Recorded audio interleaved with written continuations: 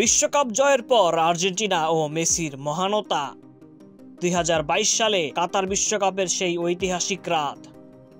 Argentina ৩৬ বছর পর বিশ্ব চ্যাম্পিয়ন হয়েছে, আর সেই জয়ের মূল নায়ক লিওনেল মেসি। ফাইনালে ফ্রান্সের বিপক্ষে ৩-৩ গোলের রোমাঞ্চকর ড্র, টাইব্রেকারে দুর্দান্ত জয় ছিনিয়ে নেয় মেসির দল।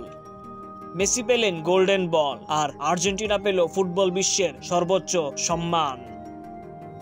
বিশ্বকাপের পর আর্জেন্টিনা আরও দুর্দান্ত ফর্মে।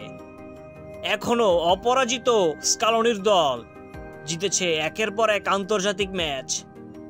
মেসির নেতৃত্বে দল যেন অপ্রতিরোধ্য। বিশ্বকাপ জয়ের পর ইউরোপ ছেড়ে আমেরিকায় ইন্টার মায়ামিতে যোগ দেন মেসি। কিন্তু তাতে কি, লিগস কাপ, MLS সব জায়গাতেই সেরার রাজত্ব করছেন দ্য গট। এবং তারপর যা হলো তা ইতিহাস। মেসি অষ্টম ব্যালন ডিওর জিতে ফুটবলের সর্বকালের সেরা খেলোয়াড় হওয়ার তকমা আরো দৃঢ় করলেন। এখন প্রশ্ন, ২০২৬ বিশ্বকাপে কি মেসিকে আবারও দেখা যাবে? আর্জেন্টিনার স্কোয়াড শক্তিশালী, কিন্তু কিং মেসি কি আরেকবার স্বপ্ন দেখাবেন? লিওনেল মেসি শুধু একজন ফুটবলার নন, তিনি একটি আবেগ, একটি ইতিহাস।